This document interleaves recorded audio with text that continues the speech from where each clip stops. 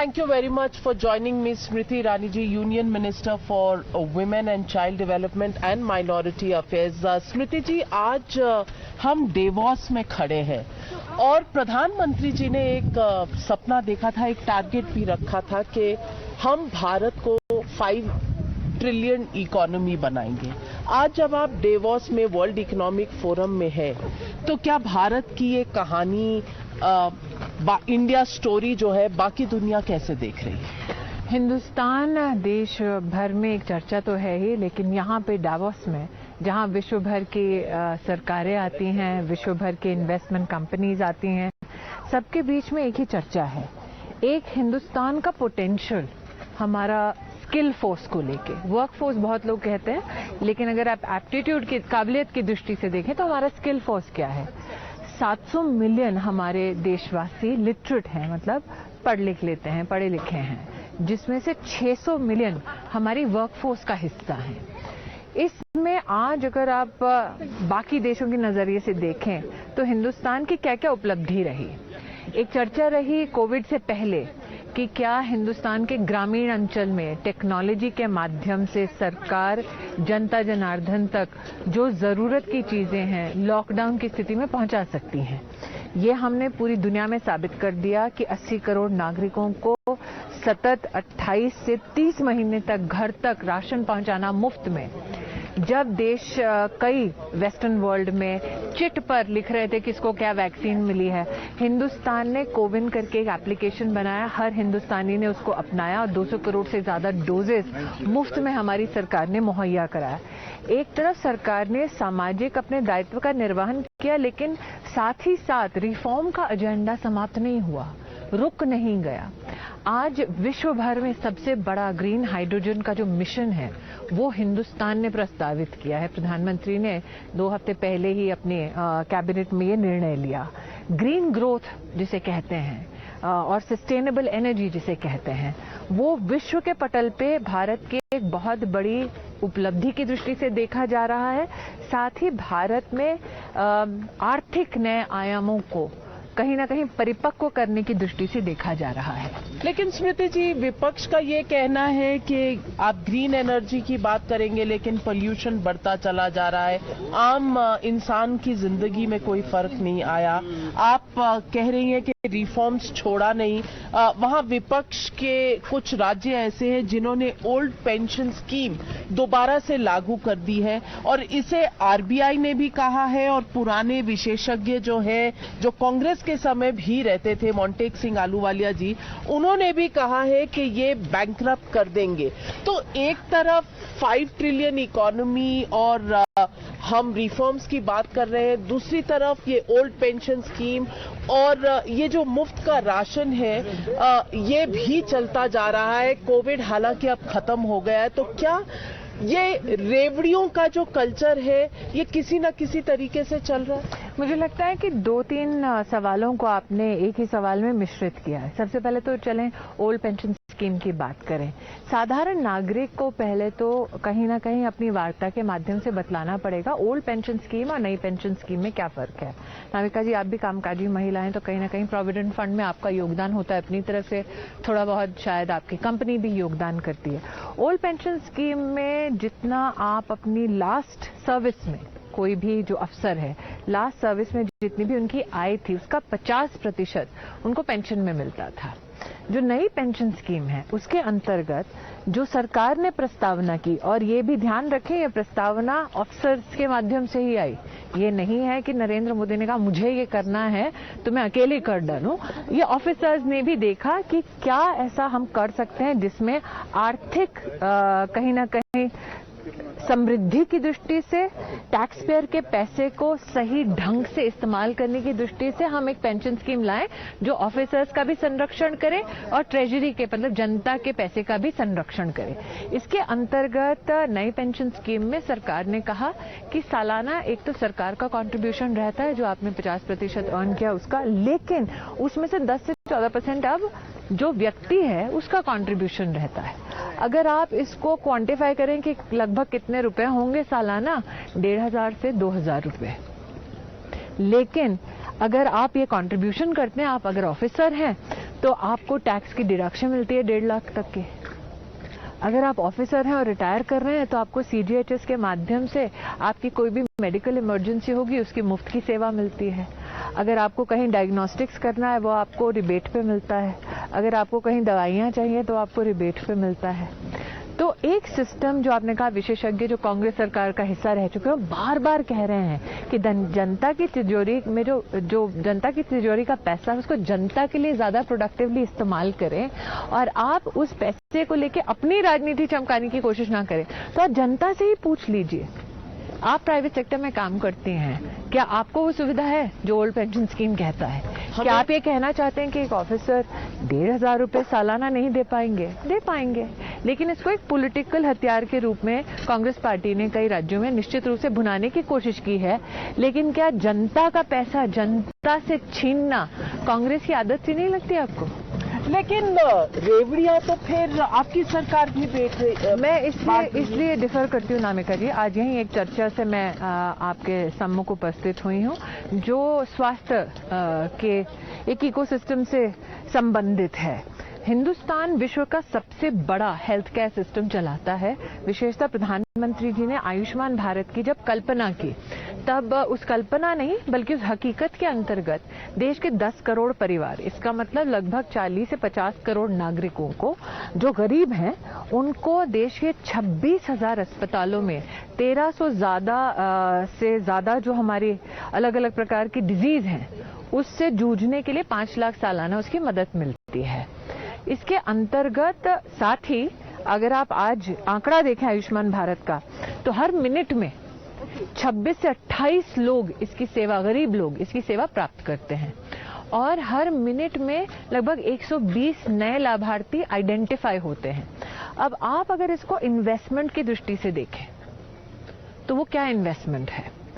अगर आप कहते हैं कि आज insurance backed, government backed health care system है तो क्या वो गरीब आदमी के हाथ में और कंजम्पशन और परचेजिंग पावर को बढ़ाता है? बिल्कुल बढ़ाता है, क्योंकि गरीब के ऊपर सबसे बड़ा बर्डन जो था वो हेल्थ केयर का बर्डन था। अब ये सरकार कहती है चलिए हम आपके इस बर्डन में इजाफा नहीं करते, इसको घटाते हैं।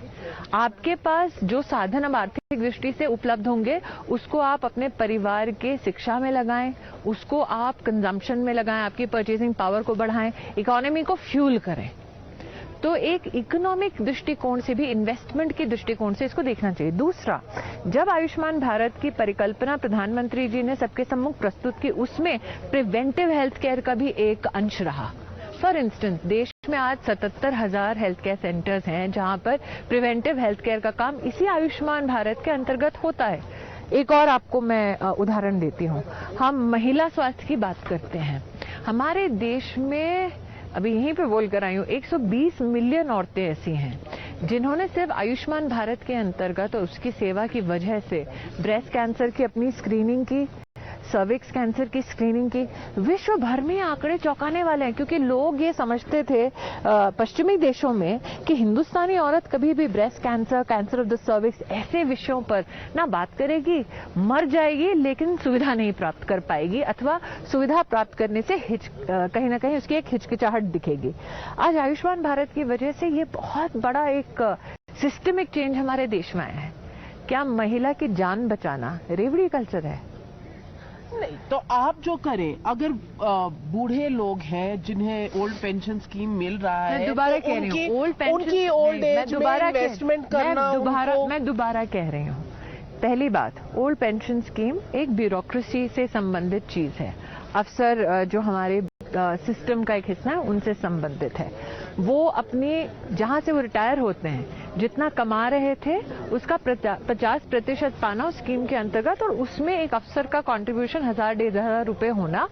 आप मुझे कह रहे हैं कि जिनके पास हेल्थ केयर की फैसिलिटी है, जिनके पास ये सारी, और ये पूरा सिस्टम पॉलिटिशियन ने नहीं बनाया, ऑफिसर ने ही न्यू पेंशन स्कीम बनाया। क्यों? क्योंकि जैसे मॉन्टेक सिंह भी बोल चुके हैं कि आप हिंदुस्तान को बैंकक्रप्ट अपनी पॉलिटिक्स के लिए नहीं कर सकते। तो अगर एक ऑफिसर्स के समूह ने बड़ी ही कॉन्शियसली निर्णय लिया है तो कांग्रेस अगर अपनी राजनीति को चमकाने के लिए हिंदुस्तान की ट्रेजरी को बैंकक्रप्ट करने का निर्णय करती है, हिंदुस्तान की आवाम को वंचित करने का निर्णय करती है, आप बहुत ही सच्चाई से बताएं, क्या आप उनकी पीठ थपथपा सकते हैं? लेकिन कंपेटिटिव राजनीति तो है, ये जनता का पैसा है, लेकिन कंपेटिटिव राजनीति है। एक ब्यूरोक्रेटिक सिस्टम ने इस सरकार में कहा जनता के पैसे को शिक्षा में डालिए, हेल्थ केयर में डालिए। अगर पैंडेमिक के दृष्टिकोण से 80 करोड़ नागरिकों को मुफ्त का राशन देना है, उसमें डालिए। आपको इससे क्यों ऐतराज हो सकता है? अगर राजनीति में अगर अलग अलग पार्टियां अपने पॉलिटिक्स छोड़ दीजिए, पॉलिटिक्स छोड़ दीजिए, भारत सरकार के अफसर अगर भारत की समृद्धि के लिए, भारत के संरक्षण के लिए निर्णय ले रहे हैं, और इस निर्णय का समर्थन वो लोग भी कर रहे हैं जो कांग्रेस को इकोनॉमिक एजेंडा बताते थे, इसमें आप बताइए गलती किसकी है? उनकी, जो कुछ भी करें ताकि सत्ता हथियाएं, और सत्ता हथियाने के बाद क्या करते हैं? 2 लाख करोड़ का बर्डन, आर्थिक बर्डन भारत सरकार लेती है ताकि जो एनर्जी सप्लाई सिस्टम्स हैं वो अफोर्डेबल हों। ठीक है, एक बहुत बड़ी चुनौती अंतर्राष्ट्रीय स्तर पे यूक्रेन और रशिया के जो इस वक्त हालात है उसको लेकर है, लेकिन जहां पर विपक्ष की पार्टी सत्ता में आती है, सत्ता में आने के बाद क्या करती है? तुरंत दाम बढ़ा देती है, और अगर पत्रकार जाके पूछे तो हमसे क्यों पूछो, जाओ उस मुख्यमंत्री से पूछो। तो इस प्रकार का पॉलिटिकल एरोगेंस जो विपक्ष में है, उसके बारे में कहीं ना कहीं एक चिंतन भारत में है कि अगर वाकई में विषम परिस्थितियों से भारत को उभारना हो, और वो विषम परिस्थितियां ग्लोबल इकोनॉमी में दिखाई दे रही है, तो आपकी सही पॉलिटिकल चॉइस फॉर लीडरशिप क्या होगी? तो आज भी रेजोल्यूटली हिंदुस्तानी कहते हैं एक ही चॉइस है, नरेंद्र मोदी। लेकिन यहाँ डावोस में अगर कुछ राज्य इस तरह की एक्स्ट्रावेगेंट स्कीम्स में जाएं, रिफॉर्म्स से परे जाएं, तो दुनिया कैसे हमें देखती है एक देश के मामले से? क्योंकि कुछ लोगों का कहना है कि क्या ये सब करते हुए हम पाकिस्तान की तरफ नहीं पहुंच जाएंगे? नहीं, 2 चीजें हैं यहाँ पर। देश भर की अर्थव्यवस्था के जो विशेषज्ञ हैं, विश्व भर के जो अर्थव्यवस्था के विशेषज्ञ हैं, और इमर्जिंग टेक्नोलॉजीज में जो निवेश करते हैं, इमर्जिंग स्किल सेट्स में जो निवेश करते हैं, जो इन्वेस्टमेंट्स लेकर पार्टनरशिप्स को और भी समृद्ध करेंगे हिंदुस्तान में, उन सब का जमावड़ा चर्चा की दृष्टि से, निवेश की दृष्टि से, पॉलिसी मेकिंग की दृष्टि से, कॉर्पोरेट एंगेजमेंट्स की दृष्टि से यहाँ होता है। एक नैरेटिव रहा वर्षों वर्ष तक कि हिंदुस्तान की अर्थव्यवस्था को सुदृढ़ करने के लिए भारत सरकार इतनी प्रतिबद्ध नहीं है। यहाँ पर हिंदुस्तानी चाहे किसी भी राज्य से हो, और कई विपक्ष के भी यहाँ पर प्रतिनिधि हैं, लेकिन सबने सर्वसम्मति से प्रधानमंत्री जी के एक आह्वान को स्वीकार किया है, that when you say that a financial or an economic investment agenda or partnership fails in a state, it is not that state that fails, it is India that carries the burden. तो हमारे लिए हिंदुस्तानी होने के नाते घर पे जिसको जितना झगड़ना है, जिसको जितना द्वेष व्यक्त करना है, जिसको जितने झगड़े करने करें, लेकिन जब हिंदुस्तान के बाहर कदम रखें, हम याद रखें राष्ट्र हमारा है, चाहे राजनीति हमारी कोई भी क्यों ना हो। तो मैं आपसे एक सवाल पूछना चाहती हूँ। स्मृति ईरानी जी, अभी आप अपना एक सेशन कर रही थी और आप बाहर निकली, तो आपके थोड़ा सा पहले निकले आम आदमी पार्टी के सांसद राघव चड्ढा जी। आप भी यंग ग्लोबल लीडर हैं, वो भी यंग ग्लोबल लीडर हैं। क्या विपक्ष में होने के नाते, और आप सरकार में हैं, बड़ी मंत्री है सरकार की, कोई सेम पेज में है जब भारत से बाहर जाते हैं? देखिए, प्रधानमंत्री जी का बार बार यही निवेदन रहा है, यही मार्गदर्शन रहा है कि जब हम डावोस जैसी व्यवस्थाओं में सम्मिलित होते हैं, हम भूल जाएं कि हमारी पॉलिटिकल व्यवस्थाएं क्या हैं, क्योंकि जब हम इस धरती पर कदम रखते हैं, धरती के इस अंश पर कदम रखते हैं, तो हम याद रखें कि लोग जब इन्वेस्टमेंट की अपेक्षा और पॉलिटिकल और एडमिनिस्ट्रेटिव एंगेजमेंट की अपेक्षा से हिंदुस्तान आते हैं, तो 2 चीजें रिकग्नाइज करते हैं। एक कि जो रिफॉर्म की चर्चा हम लोग बार बार कर रहे हैं, लेजिस्लेटिवली, एडमिनिस्ट्रेटिवली, आज सर्वसम्मति से सभी लोगों ने डावोस में भी इस बात को स्वीकार किया है कि ये रिफॉर्म नरेंद्र मोदी ने सिर्फ कहा नहीं बल्कि करके दिखाया है, पॉलिसी में, लेजिस्लेशन में करके दिखाया है। दूसरी बात, प्रधानमंत्री ने ही आगाज किया था कोऑपरेटिव फेडरलिज्म का। प्रधानमंत्री ने, चाहे वो कोविड एक्शन हो, चाहे कोविड से ट्रांजिशन का एक्शन हो, प्री पैंडेमिक हो, हर विषय पर राज्यों को संग लेने की पहल और कोऑपरेटिव फेडरलिज्म के इस ढांचे के माध्यम से राष्ट्र को बुलंद करने का आह्वान किया है बार बार। तो आज लेकिन ये हुआ है क्या? कंप्लायंस बर्डन को कम करने के लिए जब हम एक प्रस्ताव लाते हैं देश की संसद में, तो वो कंप्लायंस बर्डन क्या सिर्फ राष्ट्रीय स्तर पर कम करने की बात करते हैं? जब तक वो रिफॉर्म प्रादेशिक स्तर पर, जिला स्तर पर पर्कुलेट नहीं करेगा, इंडस्ट्री और कैसे बढ़ेगी? और जब तक इंडस्ट्री नहीं बढ़ेगी तब तक अपॉर्चुनिटीज कैसे बढ़ेगी? तो अगर हम कहते हैं कि हम सब समर्पित हैं कि हमारी युवा पीढ़ी के लिए अपॉर्चुनिटीज बढ़े, हमारे देश में स्किल के लिए अपॉर्चुनिटीज बढ़े, तो कोऑपरेटिव फेडरलिज्म जिसकी प्रधानमंत्री जी बार बार चर्चा करते हैं, that is the only way forward. लेकिन स्मृति जी, क्या कोऑपरेटिव फेडरलिज्म बढ़ा है पिछले 8-9 सालों में? देखिए, देयर इज अरविंद केजरीवाल जी कुछ बोल रहे हैं। There is a political consistency in the opposition. It is to personally demonize the Prime Minister. But if there is a political fact that every Indian today accepts, and many accept it with elation, many accept it with a sense of humility, political or otherwise, it is that Narendra Modi is the tallest, not political, but national leader. And why do I say there's a difference between saying there's a political and national leadership narrative difference? मैं अभी जिस आप वार्ता की बात कर रहे हैं, that had to do with women's health. हमारे राष्ट्र के इतिहास में कभी भी किसी प्रधानमंत्री ने लाल किले की अपनी जो स्वतंत्रता दिवस की जो स्पीच है उसमें कभी नहीं कहा औरतों के लिए टॉयलेट बनाओ। महिला भी रह चुकी है, लेकिन कभी नहीं कहा। प्रधानमंत्री ने कहा करो। और जब हमने साल 2014 से लेकर 15 तक हर सरकारी स्कूल में टॉयलेट बनते देखा, उसमें प्रधानमंत्री जी ने क्या कहा था? राज्य और केंद्र की सरकार संग मिलकर की। हमने किया as a country. That was not a political agenda. That was a human agenda. तो आज जब प्रधानमंत्री बात करते हैं अंतर्राष्ट्रीय स्तर पे या राजनीतिक स्तर पे डोमेस्टिकली भी, क्या कहते हैं कि हम बात करते हैं और ऐसे समय में तो विशेष ग्लोबलाइजेशन की, let our industrialization, let our growth story become more human centric is what he says.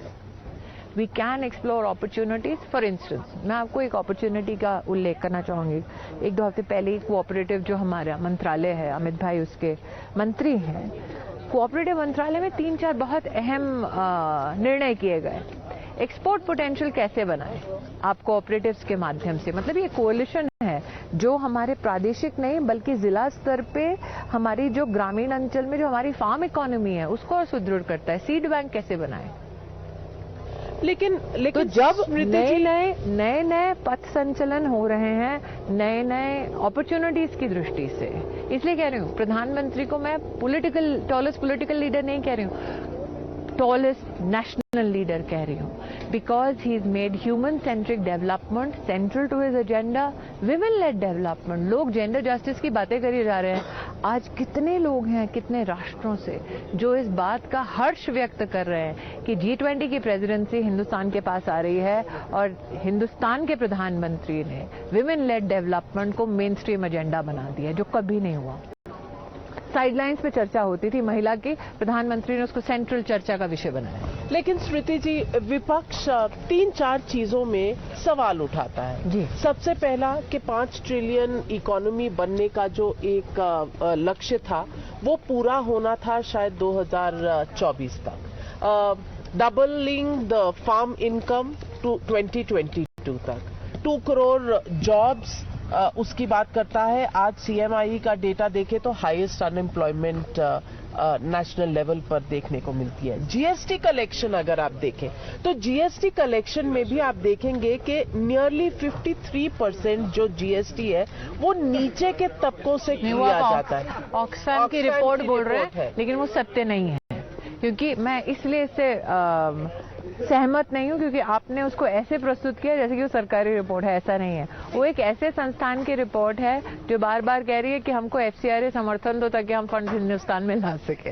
तो थोड़ा बहुत उसमें आप तब्दीली करें उस पोजीशन में, क्योंकि ये सत्य तो फिर है। CMI की डेटा भी गलत है। एक सेकेंड, जिसको कोई नकार नहीं सकता। 2 बातें, एक कि जब आप बात करते हैं GST के और निचले तबके की बात करते हैं, 20 लाख तक की तो जो व्यवस्था है उनका एग्जेम्पशन है, उसके ऊपर कभी कोई चर्चा नहीं होती। दूसरा, जब आप बात करते हैं लेबर फोर्स पार्टिसिपेशन की, जब एक इंडाइस बनता है, एक फ्रेमवर्क बनता है टू रिकॉग्नाइज लेबर फोर्स, उस इंडाइस में क्या क्या चीजें होती हैं। आपके बहुत बड़े एक एग्रेरियन सोसाइटी में 60% अगर आप कहते हैं या 50% फार्म बेस्ड इकोनॉमी है, तो उस फार्म बेस्ड इकोनॉमी में आप फॉर्मलाइज क्यों करना चाहते हैं लेबर को, या किसी भी क्षेत्र में फॉर्मलाइज क्यों करना चाहते हैं? एक, क्योंकि आप उनको सोशल सिक्योरिटी देना चाहते हैं, करेक्ट? और अगर सोशल सिक्योरिटी की दृष्टि से देखें तो हिंदुस्तान में क्या हुआ है, यहाँ पे दावोस में एक कप चाय जितने की उससे कम में आपका सुरक्षा बीमा योजना आपको हिंदुस्तान में मिलता है 2 लाख रुपए तक का। ये सत्य है, इसको आप नकार नहीं सकते। लेकिन दावोस में परचेजिंग पावर जो है वो हिंदुस्तान के कंपैरिजन में है ही नहीं। इसीलिए कह रही हूँ, क्योंकि परचेजिंग पावर में डिस्पैरिटी है, इसीलिए आपके यहाँ पे एक सोशल सिक्योरिटी स्कीम ऐसी चलती है जो विश्व में कहीं नहीं दिखी, जहाँ 1 रुपए में आपको 2 लाख रुपए का इंश्योरेंस कवर मिलता है। लेकिन ये वही तबका है जिसको आयुष्मान भारत का भी लाभ मिलता है। ये वही तबका है जिसकी फूड सिक्योरिटी नीड्स को प्रधानमंत्री जी ने सुरक्षित किया। ये वही तबका है जिसको बाकी तबकों की तरह मुफ्त की वैक्सीन मिली है। नाविका जी, एक परिवार में अगर 4 लोग हों, वैक्सीन की अगर बाजार की कीमत 600 रुपए हो, बूस्टर डोज के साथ एक व्यक्ति का 1800 रुपए लगता हो, कैन यू इमेजिन कितनी सेविंग प्रधानमंत्री जी ने निचले तबके गरीब परिवारों के लिए की, मध्यम वर्गीय परिवार भी। जहां तक बात विपक्ष की आई है, आपने कभी भी विपक्ष को शूट एंड स्कूट के अलावा पॉलिसी इश्यूज पे विस्तार से चर्चा करते देखा है? फॉर इंस्टेंस, हम बात करते हैं लेबर को फॉर्मलाइज करो कंस्ट्रक्शन सेक्टर्स में, जहां पे अनऑर्गेनाइज लेबर है। अब बार बार जब हम कहते हैं तो ये अनऑर्गेनाइज सेक्टर के कंस्ट्रक्शन या इंफ्रा कंपनीज कौन चलाता है? तो सरकार क्या कर सकती है कि आप अगर लेबर को फॉर्मलाइज करना चाहते हैं तो जो आपकी प्रोविडेंट फंड की स्कीम है उसमें हम आपको समर्थन देते हैं। टेक्सटाइल में हमने किया, बहुत सारा एक लेबर हमारा फॉर्मलाइज भी हुआ, लेकिन इसी के लिए हम चाहते हैं कि पार्टनरशिप समाज के अलग अलग आयाम के बीच में और भी समृद्ध हो। ये partnership is for the people. 5 trillion economy का टारगेट मिस हुआ। विपक्ष में से कितने लोगों ने इस फैक्ट को कहीं ना कहीं देखा, परखा और स्वीकार किया कि ग्लोबल डिस्ट्रप्शन पैंडेमिक की वजह से कितनी हुई है, सप्लाई चेन्स पैंडेमिक की वजह से कितनी आहत हुई है। फिर भी ऐसी आहत सप्लाई चेन्स में फूड सिक्योरिटी, हेल्थ सिक्योरिटी को इंश्योर किया है हिंदुस्तान में। डिजिटल ट्रांसफॉर्मेशन की हम बात करते हैं, हमें बड़ा साधारण सा लगता है ये सब्जेक्ट, लेकिन 130 करोड़ लोगों की डिजिटल आइडेंटिटी बनाना, कैश ट्रांसफर करना उनके बैंक के खाते में, ये कोई आसान बात नहीं है। लगभग 2.5-3 साल से आपकी सरकार दरवाजे तक सुविधा आपको दे रही है और विश्व की कई इकोनॉमीज आज भी इसे ग्रैपल कर रही है। नाविका जी, जब पैंडेमिक हुआ था, आप ही के चैनल पे एक वेस्टर्न वर्ल्ड के देश के बारे में हमने देखा कि उनका टॉयलेट पेपर खत्म हो गया था। हिंदुस्तान में ये मुसीबत नहीं आई थी। हिंदुस्तान ने जब ग्लोबल सप्लाई चेन्स बंद थे, लॉकडाउन था मूवमेंट के ऊपर ग्लोबली, तब हम पीपीई सूट्स के second largest exporters in the world बने। हमने अपनी मैन्युफैक्चरिंग को रिपर्पस किया और सब्सिडी का 1 रुपया नहीं दिया था उसमें। विपक्ष कभी ये चर्चा नहीं करेगा। लेकिन विपक्ष का ये कहना है कि आप पैनिक मोड में हैं, यानी कि बीजेपी पैनिक मोड में है भारत जोड़ो यात्रा की वजह से। किस लिए? क्योंकि भारत जोड़ो निकले थे कह के, पहले तो मैंने ही प्रश्न किया था आपके साथ किसी चर्चा में, टूटा है क्या हिंदुस्तान? उन्होंने खुद स्वीकार किया, नहीं, हर जगह बहुत खुशहाली है, सब बड़े खुश हैं। तब खुद ही स्वीकार कर चुके हैं, इसमें ज्यादा मुझे जोड़ने की क्या जरूरत है।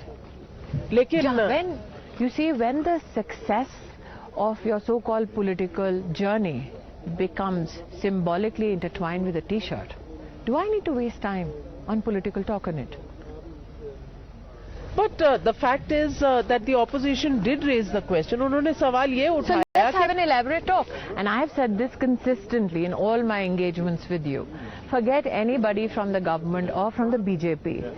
If honestly those who lead yatras for their political satisfaction or to affirm to the people of India that beyond the age of 50 they are politically serious as entities, why not invite them on an open-air discussion on Times Now? Only between a time, they might not like you, maybe you get another anchor. You have a freewheeling session with people of this country and them and ask them specifics on what they think that they have as an agenda offering.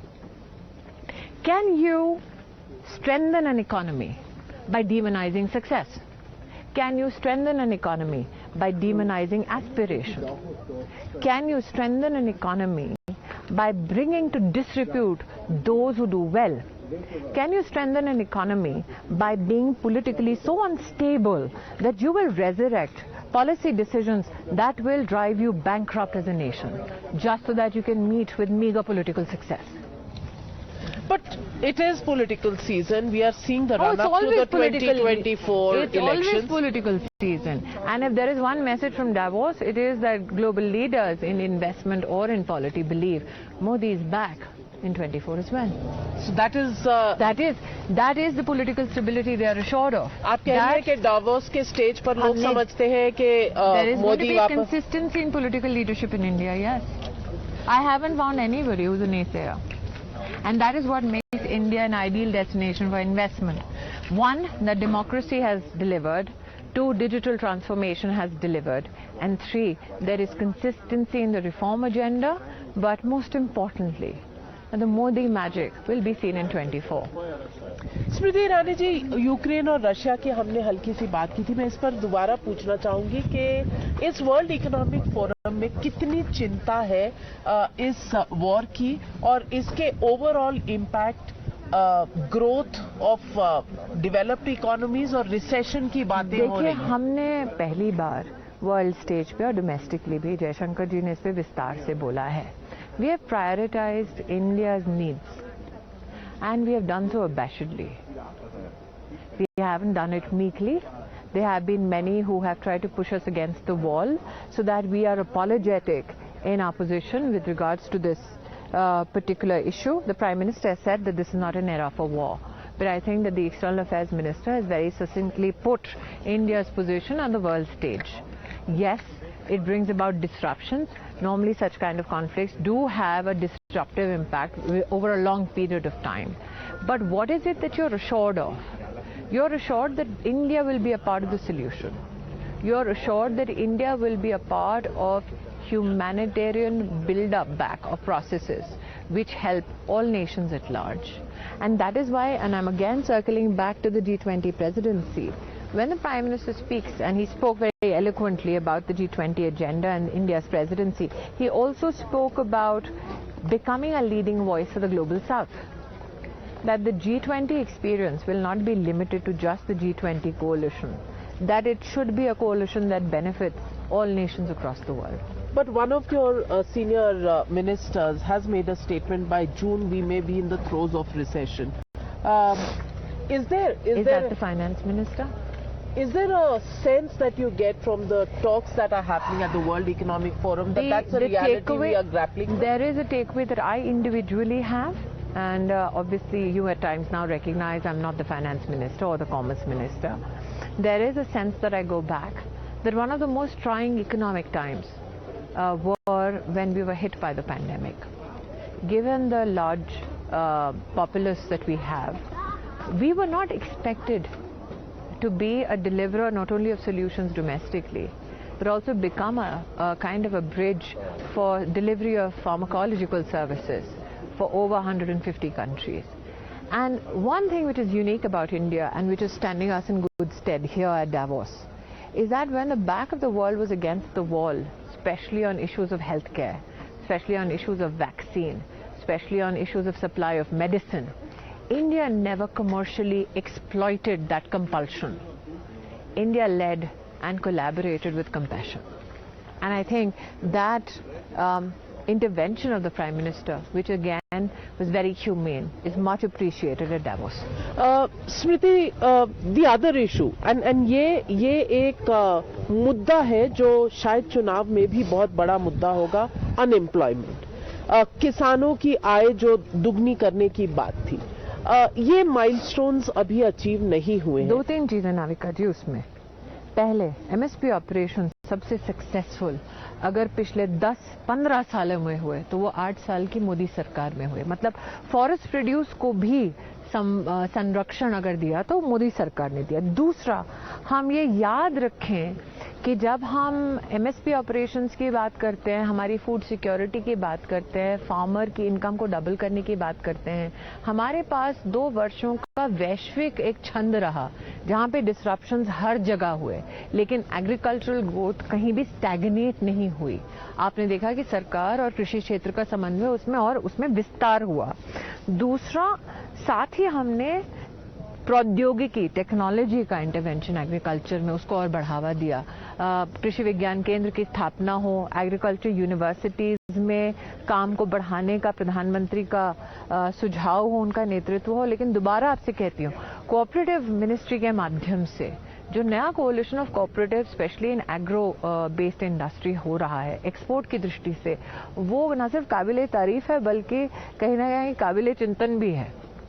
क्योंकि पहली बार हम सरकार को देख रहे हैं, आज तक जो चर्चा रही वो इस पे रही कि एग्रो प्रोसेसिंग में क्या करेंगे।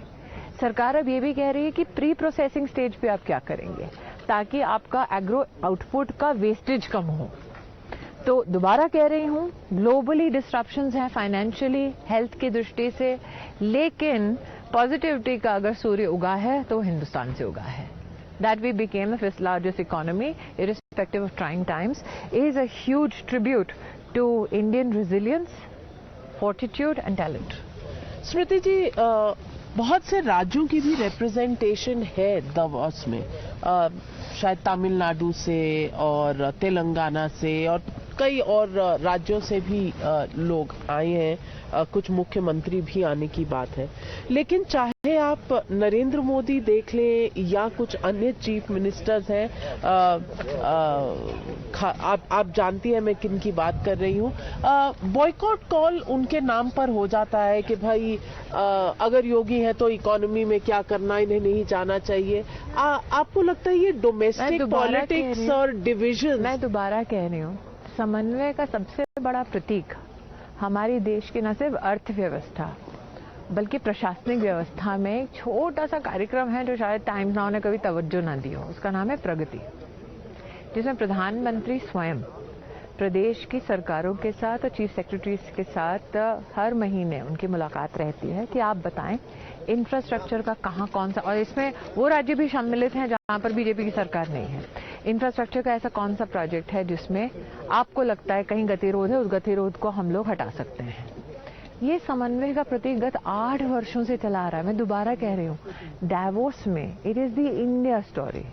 Yes, there are many states that are trying to push a state specific agenda. It is welcomed by everybody, but ultimately the message here is India is open for business, and the message here is that India's growth story, and at the altar of reform, India never sacrificed the interest of inclusive growth. लेकिन जब divisive agenda जो politics का है वो यहाँ तक पहुँचता है, तो क्या ये भारत की सही इमेज बनाता है? मैं इतना ही कहूंगी कि जो लोग चाहते हैं कि हिंदुस्तान में इन्वेस्टमेंट एटमॉस्फेयर को वो आहत करें, उनसे कहना चाहूंगी कि यहाँ पर जो कैप्टन्स ऑफ द इंडस्ट्री आए हैं वो हम नहीं जानते किसको वोट देते हैं, हम नहीं जानते उनकी पॉलिटिकल अलाइनमेंट्स क्या हैं, लेकिन निश्चित रूप से एक स्वर में यही कह रहे हैं, come invest in India, we have the largest skill force in the world, we have a new education policy, we have new opportunities not only in agriculture, not only in food processing, not only in health, but green energy. We have now the world's biggest hydrogen mission, which now not only has a climate agenda, but also a job agenda.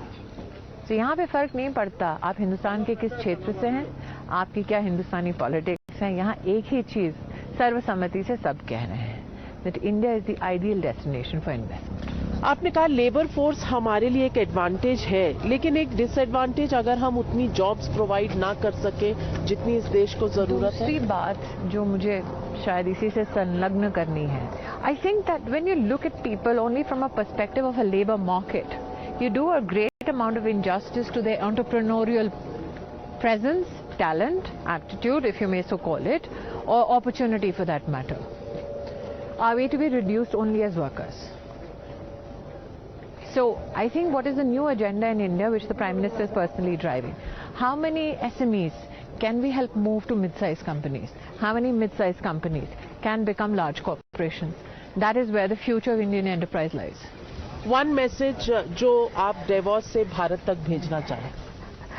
Divorce में भी एक ही चीज कहूंगी, मोदी है तो मुमकिन है।